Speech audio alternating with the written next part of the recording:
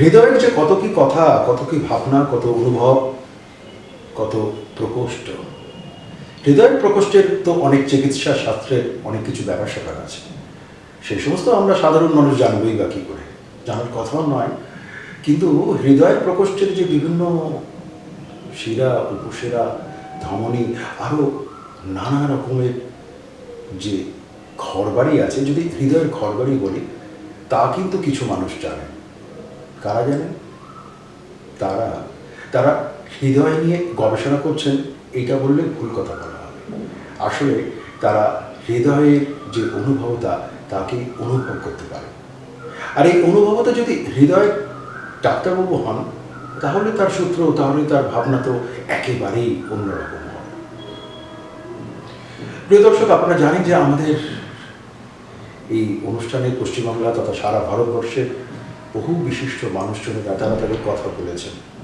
বলা যেতে পারে আমরা তাদের কথা শুনে বৃদ্ধ হয়েছি। আপনারাও সমৃদ্ধ হয়েছেন, আমরাও সমৃদ্ধ হয়েছি। আজকে এইরকম একজন হৃদয়ের মানুষের সাথে কথা বলবো।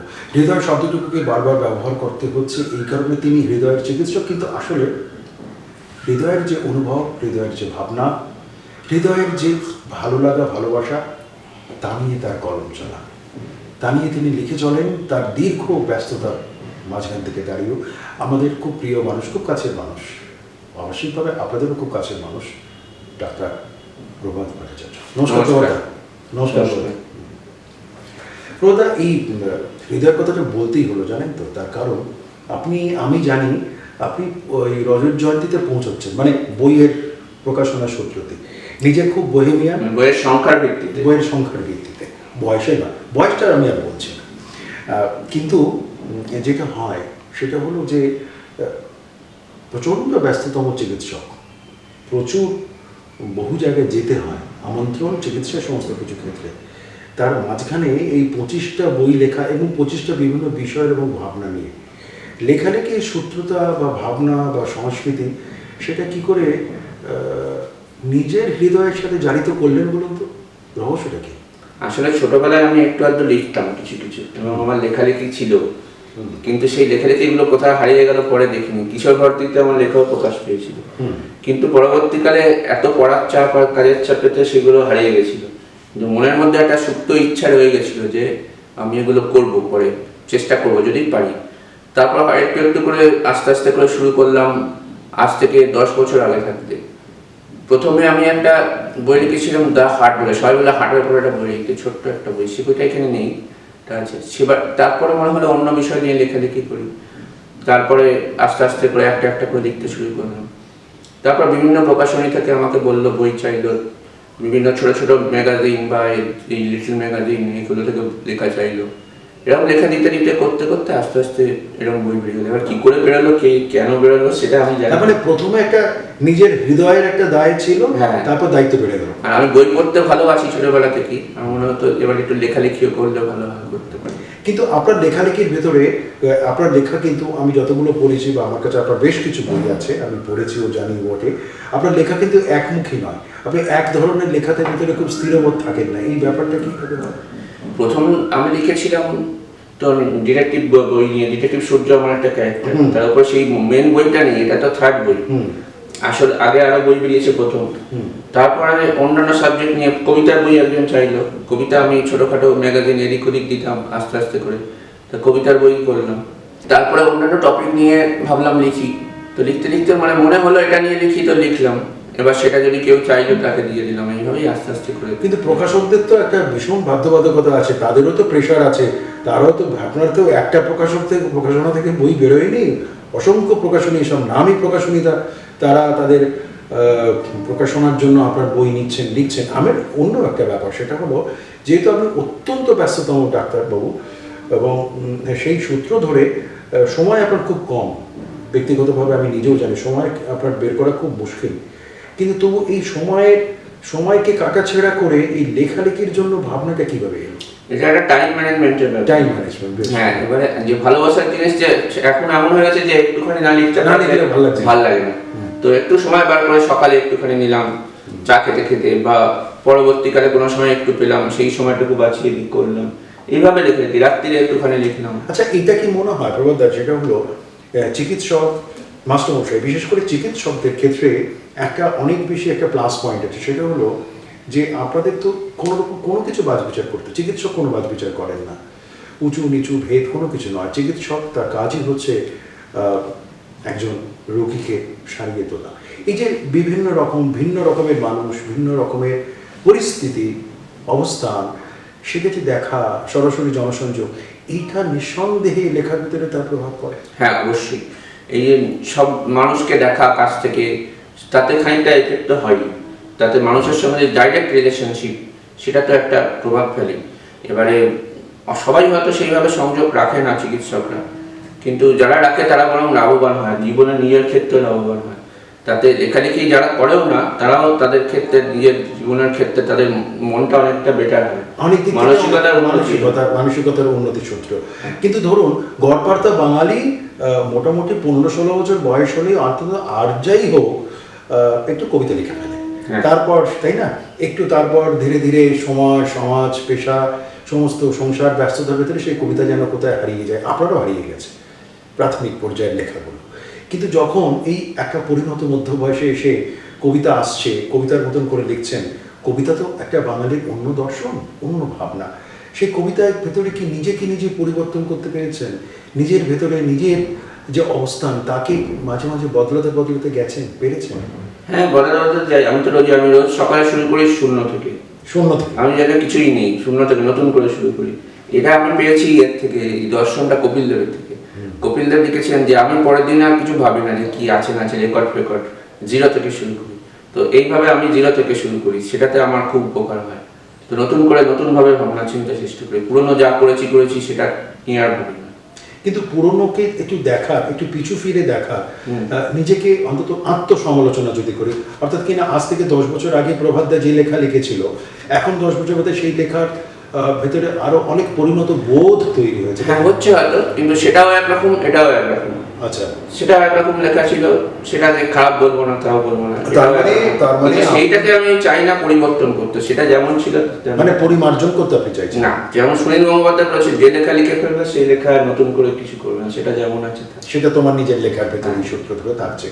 আপনার অনেকগুলো, যেমন ধরুন আপনার একটি উৎসবের গল্প, এই বইটি পড়ে আমি একটু অন্যভাবে চমৎকৃত হয়েছিলাম, যদিও আমি এখন সরাসরি একটু দর্শকদেরও বলছি, এই বইটিতে কিন্তু কোনো সূচিপত্র নেই, এইটা একটা ব্যাপার। আর দ্বিতীয় কথা হচ্ছে, বইটা প্রথমেই শুরু হচ্ছে উৎসব বসু, মানে আমি তার কথা দিয়ে লিখতে শুরু করছেন, মানে এবং সেইভাবে তিনি এগিয়ে যাচ্ছেন, বহু উৎসবের কথা জানা গেল, ভাবনা গেল, এটাতে সারা পৃথিবীর উৎসব নিয়ে। এখন এই ধরনের লেখাগুলোর ক্ষেত্রে কি হয়, শুধুমাত্র ইনফরমেটিভ একরকম জিনিস, অর্থাৎ কিনা আপনি একটা তথ্য দিচ্ছেন, মানুষ জানলো, কিন্তু সেটাকে যদি একটা গল্পের একটা যদি মোড়ক তৈরি করে দেওয়া যায়, তাহলে বোধহয় উপস্থাপনার গুণটা অনেক বেড়ে যায়। হতে পারে, হয়তো তাই হতে পারে। তো অন্য গল্পের এরকম আছে অন্যান্য বইতে, কিন্তু এই বইটা শুধু উৎসবের গল্প হিসেবেই হাইলাইট করা আছে, হলে হয়তো ভালো হতো, কিন্তু যেটা আছে সেটা থাক। ওটা আমার মনে হয় যে এবং এই বইটা বাংলাদেশে ভালো, বাংলাদেশে প্রচুর এখানেও হয়েছে। বাংলাদেশে যেটা সেটা প্রকাশ করা যাচ্ছে না, কারণ ওরা পাঠিয়েছে অন্যভাবে। আচ্ছা, প্রকাশক যে সে অন্যভাবে পাঠিয়েছে, সেই জন্য ওটা বলা যাচ্ছে না। এর মধ্যে বইমেলাতেই বাংলাদেশের 20খানা বই বেরিয়ে গেছিল, চমৎকার, এবং এখনো তারপরেও অন্তত 20টা বই বেরিয়ে গেছে, বলছে যে ওদের ডিমান্ড আছে। তার মানে এই যে পাঠক প্রিয়তা, ডিমান্ড বলতে এই শব্দটুকুকে যদি অন্যভাবে ব্যবহার করি, পাঠক প্রিয়তা, পাঠক চাইছে প্রভাত ভট্টাচার্যের কাছে একটু নতুন রকমের লেখা, এটা হয়তো সেই জন্যই আমি চেঞ্জ করতে পারি, নাও করতে পারি। এখন যেরকম আছে থাক, যদি লোকে এটা এইভাবে নেয় তো এইভাবেই ভালো। হ্যাঁ, না এই যে দায়বদ্ধতার সূত্র ধরে আপনারও তো দায়িত্ব বেড়ে গেছে ক্রমান্বয়ে, এবং আপনি নতুন রকমের লেখার যে একটা পথ তাকে খোঁজার নিশ্চয়ই চেষ্টা করছেন। চেষ্টা করছি, নতুন লেখা চলছে। নতুন লেখা চলছে, নতুন লেখা তো চলবেই। যার নাম প্রভাত, তো স্বাভাবিকভাবে তিনি তার জীবনের সকাল তো শুরুই করবেন একটা অন্যরকম ভাবনা সূত্র ধরে, কিন্তু তার লেখার ভেতরে, লেখার সূত্রতার ভেতরে যখন আমরা দেখি জীবনের গল্প, জীবনের বাস্তবতার গল্প, জীবনকে দেখার গল্প, সেখানে তিনি যে চরিত্রগুলোকে নির্মাণ করছেন, যে চরিত্রগুলোর সূত্রতার ভিতরে তিনি এগোচ্ছেন, সেখানে তার নিজের মানসিক অবস্থান কি, এটা একটু জেনে নেওয়া প্রয়োজন। জানবো, তবে তার আগে একটা বিরতিতে যেতে হচ্ছে। বিরতির পর ফিরে আসছি, সাথে থাকুন।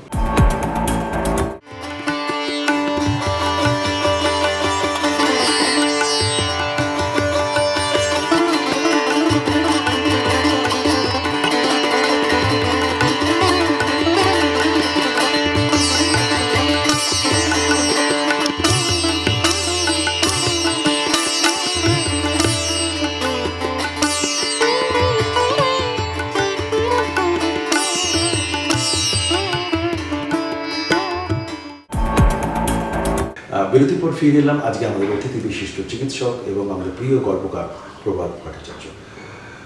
প্রভাতদা, যেটা বিরতির আগে কথা হচ্ছিল, এই জীবনের গল্প, আসলে আমাদের জীবনটাই তো একটা গল্প, তাই না? অবশ্যই, তাই না? এবং জীবনের প্রত্যেকটা গল্পগুলোর ক্ষেত্রে, সবগুলোর ক্ষেত্রে সবাই জুড়ে সেই শব্দগুলোকে জুড়ে তো লিখতে পারেন না, সেই লেখার তো সবার ক্ষমতা নেই।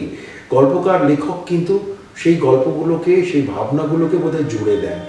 নিজে কি পেরেছেন মনে হয় যে অনেক জীবনের গল্প, অনেক দেখা, যে দেখাটার সাথে একটা গল্প বা চরিত্র তৈরি হয়ে যেতে পারে? হ্যাঁ, সেরকম অনেক ক্ষেত্রে। যেমন একটা ছোট্ট উদাহরণ দিই, আগের বছর পুজোতে আমি একটা ছোট অনুগল্প লিখেছিলাম পূজা বার্ষিকীতে, সেটা বেরিয়েছিল, এবং সেটা এবারে আর একটা ছোট গল্পের বই বেরোচ্ছে, তাতেও আছে। সেটা হচ্ছে যে আমি দীঘাতে গেছিলাম না, তখন দেখেছিলাম একটা চায়ের দোকান আমরা খেয়েছিলাম। সেখানে বাবা মা আছে আর একটা ছেলে আছে। সেই ছেলেটা কথা বলতে পারে না ভালো করে, কিন্তু হাসি খুশি। তারা তিনজনে মিলে ওইটুকুর মধ্যে তারা হাসি খুশি খদ্দেরদের সামলাচ্ছে, ওইটুকু পেয়েই তারা খুশি। তো সেটা নিয়েই আমার গল্প ছিল, তাদের নিয়েই গল্পটা। মানে এই সুখটা যে, হ্যাঁ, সুখটা যে অনেক সময় টাকা দিলেও পাওয়া যায় না, অনেক হাজার অগাধ রাশি যেমন আমেরিকাতে 1 in every 4 person is depressed, 4 জনের মধ্যে একজন ডিপ্রেশনে ভুগছে, এটা এখন ইনফরমেশন। তাদের তো অত টাকা, অগাধ টাকা, কিন্তু তাদের মধ্যে আমেরিকাতে তো এটা বলেছে, কিন্তু আমাদের এখানেও প্রচুর লোকের এরকম আছে যারা প্রচুর টাকার মধ্যে থেকেও ডিপ্রেশনে ভুগছে। কিন্তু আবার অনেকে আছে অল্পের মধ্যে প্রচুর সুখ খুঁজে নিচ্ছে। এই যে ধরো, এই যে প্রভা, এই যে ডিপ্রেশন একটা সুখ নয়, অসুখ, আমি ওই অর্থে অসুখ বলছি না, অসুখ। এই অসুখের ক্ষেত্রেও কিন্তু বোধ হয় শিল্প, সাহিত্য, সংস্কৃতি, সৃজনশীলতা, সৃষ্টিশীলতা, সেটা তাকে একটা আশ্বাস দেয় না? হ্যাঁ, তাকে আশ্বাস দেয়, তাকে জায়গা দেয়, তাকে তার নতুন, এটা নিয়েও আমার গল্প আছে, এটা নিয়ে গল্প রিসেন্টলি লিখেছি, আরো গল্প আছে। সেটা তাকে একটা আশ্বাস করে। হ্যাঁ, মানে একজন, কিন্তু এখানেও তো ওই সেই লেখকের দায়বদ্ধতা থাকে। লেখক তো ইতিবাচকতা, মানে ধরুন আপনি সমস্ত কিছুটাই জীবনের নেতিবাচকতাটাকেই, আমি অনেকটা সরিয়ে দিই, আমি পজিটিভ জিনিসগুলো রাখি। নেতিবাচক জিনিস মানুষ দেখতে, যার জন্য ট্র্যাজেডি জিনিসটা বেশ কম চলে সিনেমাতে। লোকে দেখতে চায় হ্যাপি এন্ডিং। হ্যাঁ, তো সেই জন্য জিনিসটা পজিটিভ। নেতিবাচক দিয়ে কি হবে? নেতিবাচক দিলে মানুষ তো আরো ডিপ্রেসড হয়ে যাবে। ফিনিক্স পাখিকে কি শেষ পর্যন্ত পাওয়া গেল, আগুনের পাখিটাকে? ফিনিক্স পাখির তো এটা একটা গল্প, কিন্তু রূপক মাত্র। তো এটার রূপকটা ব্যবহার করার উদ্দেশ্য আছে, পজিটিভ সাইড আছে, যে সে ফিনিক্স যেমন নিজেকে পুড়িয়ে দেয় আগুনে, কিন্তু সেখান থেকে আবার নতুন ফিনিক্স পাখির জন্ম হয়। সে হয়তো আবার নতুন করে নতুন তেজে করেছে। এখানে আমার কবিতাও আছে সেটা নিয়ে। তো নতুন তেজ নিয়ে সে ফিরে আসে, যাকে বলে সে রিজুমিনেটেড হয়ে চলে আসে। এই যে নতুন ভাবে পরিবর্তিত হয়ে সে নিজেকে নিজে পরিবর্তন করতে পারছে, নিজেকে নিজে ভাবনার দিকে এগোতে পারছে। সেই এগোনোর সাথে সাথে দেখুন, জীবন বদলাবে। জীবন প্রতিটা মুহূর্তে তো একটা জায়গায় স্থিরবোধ থাকবে না, আপনার জীবনও বদলাচ্ছে। চিকিৎসক জীবনের সামগ্রিকতা বদলে যাচ্ছে। এই যে বদলে যাওয়া, নিজেকে কি সবসময় সেই সূত্রতার ক্ষেত্রে বদলাতে পেরেছেন? হ্যাঁ, নিজেকে বদলাতে পেরেছি অনেক সময়, সবার জন্যই, সবকিছুতেই। যেমন ধরুন প্রথমে মাঝখানে আমি যখন চিকিৎসা শুরু করি বা পরবর্তীকালে হসপিটাল সেটিংয়ে অনেক রকম জটিলতা থাকে, জানেন, কর্পোরেট হসপিটালে। আমি অ্যাপোলো, আমি সব জায়গায় ছিলাম। তো সেখানে সেই জটিলতার মধ্যেও আমি যেন ঢুকে যাচ্ছিলাম, সেই সমস্যা, নানা রকম মার্কেটিংয়ে আমার পেশেন্টকে নিয়ে অন্য ডাক্তারকে দিয়ে দিচ্ছে এইসব। তারপর দেখলাম এগুলো থেকে বেরিয়ে আসলে আমার নিজেরও উন্নতি হবে।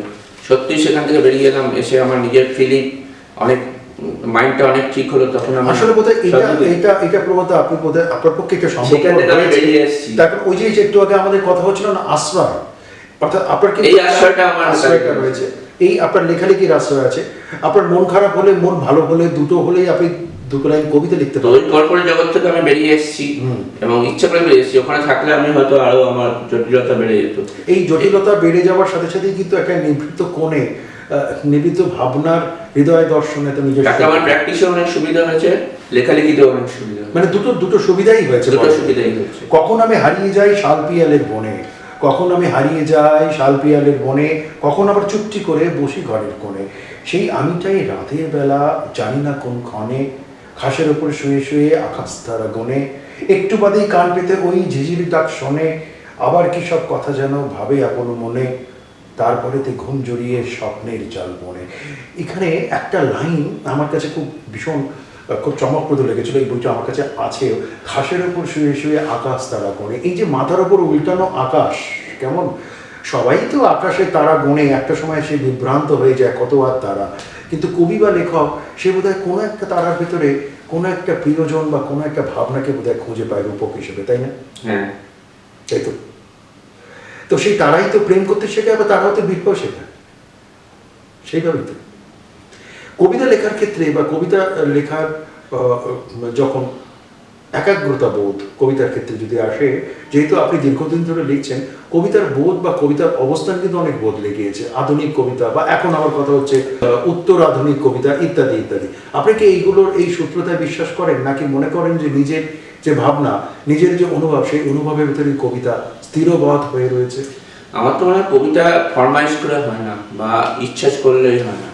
কবিতা লিখতে গেলে ভালো করে ভেবেচিন্তে লিখতে হয় এবং ফিলিংস দিয়ে লিখতে হয়। ইচ্ছা এবং অনুভব দুটো না থাকলে কবিতা হয় না। শুধু ফরমাইশে একটা লিখে ফেললাম, লিখে তাকে দেখতে হবে যে কবিতাটা ঠিক ছন্দ মিলছে কিনা। মানে ছন্দ, গদ্য কবিতা হলেও তারও একটা ছন্দ আছে। যে কবিতায় ছন্দ মেলানো নয় তারও সেই, মানে ছন্দ মানে সেই আবার হৃদয়ের কথা আসছে। হ্যাঁ, হৃদয়ের সেই সব যদি না থাকে, কতগুলো কথাকে ওলট পালট করে দিলে কবিতা হয় না। তো এরকম অনেকে করে, সেদিন অনেক বিতর্ক আছে সাথে আমি যেতে যেতে, কিন্তু কতগুলো কথা ওলট পালট করে কতগুলো জটিল শব্দ ঢুকিয়ে দিয়ে সেটা ঠিক কবিতা হয় না। ছোটবেলায় বলবো না, বা যৌবনকালে বা তারও আগে বা হয়তো পরবর্তী পর্যায়ে প্রেমের ঘোষণাকে ঘোষিত করার জন্য কিছু কবিতার লাইন চলে এলো, এখানেই তো কবি সার্থক। হ্যাঁ, সেইগুলো তো ঠিক আছে, সেসব তো ঠিক আছে, কিন্তু কতগুলো জটিল শব্দ যেগুলো বুঝতে পারবে না সেগুলোকে পরপর সাজিয়ে নিয়ে একটা দিলে সেটা কবিতা। সেরকম কিছু গ্রুপ আছে, সেই গ্রুপেরা তারা ওইটা নিয়ে মেতে থাকে, তারা ওটাই ভালোবাসে। সেই শব্দগুলো কেউ বুঝতে পারবে না। কাগজের মানুষ হয় না, এটা ঠিকই, কিন্তু কাগজের মানুষের যে রূপক কবিতা, সে কবিতার ভিতরে কাগজের মানুষ পালক হালকা হলেও তুফানকে ভয় পায় না।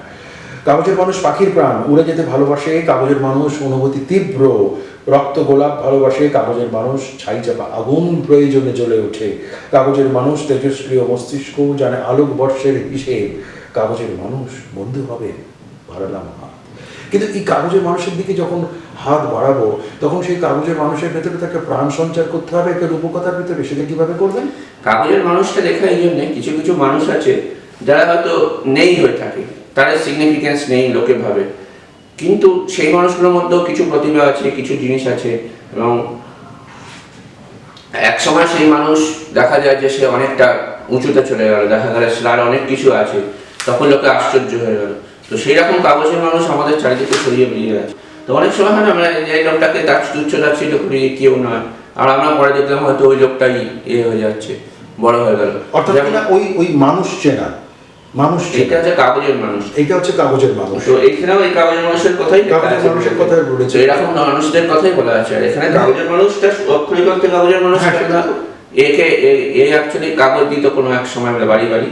তো কেউ একজন বললো, একটা বাচ্চা বললো কাগজের মানুষ এসছে, তো সেটা তো একটা কথা, সেই থেকেই কাগজের মানুষ ওর মনে গেছে লাগা, কিন্তু কাগজের মানুষটার অর্থটা হচ্ছে এইখানে। আচ্ছা প্রবন্ধা, ধরুন আপনার যে পেশাগত যে ব্যস্ততা, যখন আপনি চিকিৎসক, তখন তো আর আপনার মাথার ভেতরে কবিতা লিখলে হবে না, তখন রোগীকে বাঁচাতে হবে, তখন আপনার আমি নিজেও জানি যে তখন মানে আপনার ক্রমান্বয়ে হোয়াটসঅ্যাপে রিপোর্ট আসছে, সেখানে বলে সব দিচ্ছে মিলিয়ে, প্রেসক্রিপশন সব মিলিয়ে একটা খুব একটা ভয়ঙ্কর ব্যাপার, এবং এবং তখন মনে হয় যে কিভাবে ব্যাপারটাকে ম্যানেজ করছেন। এটাতে আপনারা অভ্যস্ত হয়ে গেছেন, এটা অভ্যস্ত অভ্যাসের ব্যাপার, রিফ্লেক্স হয়ে গেছে এটা।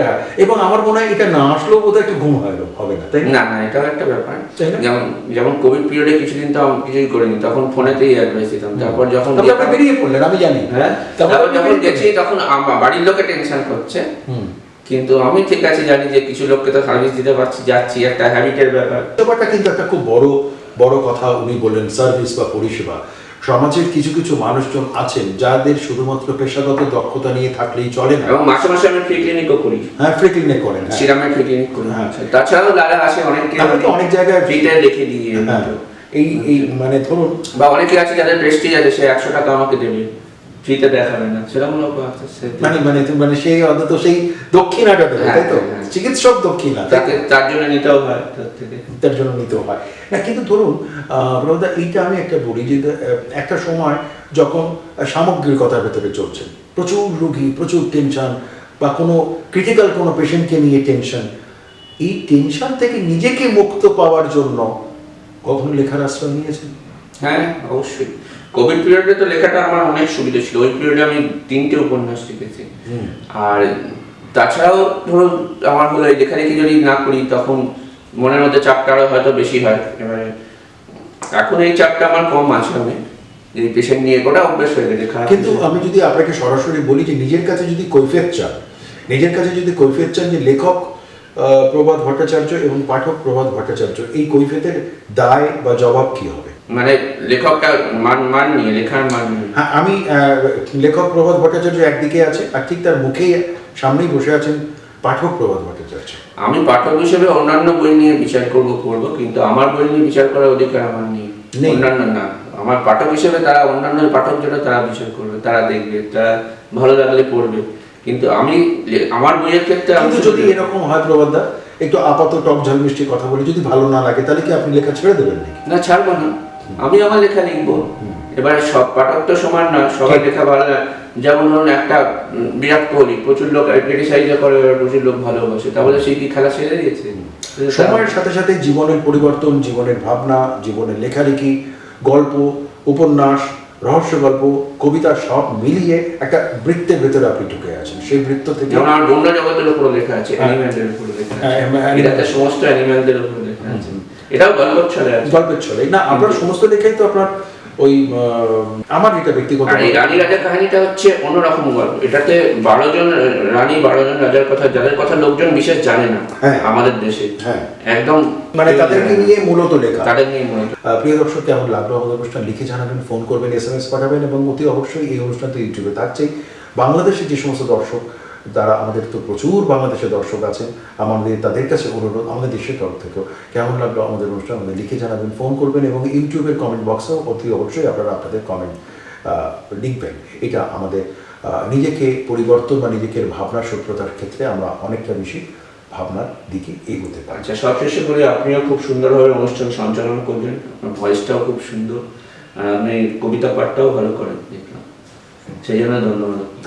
আসলে এই ধন্যবাদ প্রাপ্তিগুলো কি হয়, একজন সাধারণ পাঠক হিসেবে যখন লেখকের কাছাকাছি যখন পৌঁছানো যায় এবং লেখকের সাথে এরকম যখন আড্ডা হয়, সেটাও বোধহয় একটা হৃদয়ের দর্শন। তার কারণ আমাদের অনুষ্ঠানটা তো আজকের ভাবনা, তো সেই কারণেই আজকের ভাবনার দর্শনে সরাসরি এখানে আর যাই হোক, সেই বইমেলার মতো অটোগ্রাফের পাঠক আমি নই, সরাসরি কথা বলার সাথে পাবো। খুব ভালো থাকার একটা অন্য দর্শন নিয়ে আজকে আমাদের কথাবার্তা ইতি। তবে হ্যাঁ, নমস্কার সবাইকে। তবে হ্যাঁ, আমরা আবশ্যিকভাবেই একটা অন্য পর্বে, ইউটিউবের অন্য একটি পর্বে আমরা কিন্তু প্রভাতদার কণ্ঠে, আমাদের যে বিখ্যাত অনুষ্ঠান কবি কণ্ঠে কবিতা, তা আপনাদের শোনাবো। প্রভাতদা, লেখালেখি সূত্র থাকলো, আগেই নমস্কার করলেন, বুঝতে পারছি ব্যস্ততা রয়েছে, কিন্তু তবু একটু গ্যাপ নিয়ে নমস্কার দেবো। তার কারণ হচ্ছে ওই যে বললাম, এতটা সূত্রপাতের, এতটা সূত্রতা, লেখকের সাথে আড্ডা, এই অনুষ্ঠানে তো অসংখ্য বিশিষ্ট ব্যক্তিত্বরা এসছে, আপনিও আমাদের সাথে জুড়ে গেলেন, আমরা ঋদ্ধ হলাম, সমৃদ্ধ হলাম। নমস্কার প্রভাত। নমস্কার, অনেক ধন্যবাদ। যারা লেখালেখি করেন, অনেকেই এখন লেখালেখি করেন, ফেসবুকে, হোয়াটসঅ্যাপে, প্রিন্টেড মিডিয়াতে, তো খুব ভালো কথা, এটা যে লেখালেখিতে এগিয়ে আসছে, যা পারেন লিখুন সবাই, এবং নিজের লেখা নিয়ে হতাশ হওয়ার কোনো কারণ নেই। সবসময় যে সেটা বই আকারে বেরোতে হবে তারও মানে নেই, কিন্তু লেখাটা মানুষ পড়ুক, চারিদিকে ছড়িয়ে যায়, এবং তা নিশ্চয়ই তারা লেখার গুণ নিয়ে তারা বলবে কখনো, এবং দিনে দিনে লিখতে লিখতে হয়তো আপনার লেখার বানানো আরও উন্নত হবে। এবার সমালোচনা কেউ করতেই পারে, করলে সেটাকে আপনি দেখবেন যে কীভাবে লেখাটাকে পরিমার্জিত করা যায়। তো এইভাবে লেখালেখিটা চালিয়ে দেওয়া ভালো, তাতে মনের সূক্ষ্মতা বাড়ে, অনুভূতি বাড়ে, তাতে মন অনেক প্রসারিত হয়, এবং মনের যে বিষাদ সেগুলো অনেক সময় কাটে। লেখালেখি ডিপ্রেশন কাটানোর একটা উপায়ও বটে। সুতরাং গদ্য হোক, পদ্য হোক, যাই হোক, বা প্রবন্ধ, যে কোনো একটা টপিক নিয়ে আপনি লেখালেখি করুন। বিভিন্ন পত্রপত্রিকায় যদি লেখা বেরোয় সেটা তো খুবই ভালো, আর যদি বই আকারে বেরোয় সেটা খুবই ভালো। তো এইভাবে লেখালেখি সবাইকে চালিয়ে যাওয়ার জন্য আমি বলছি।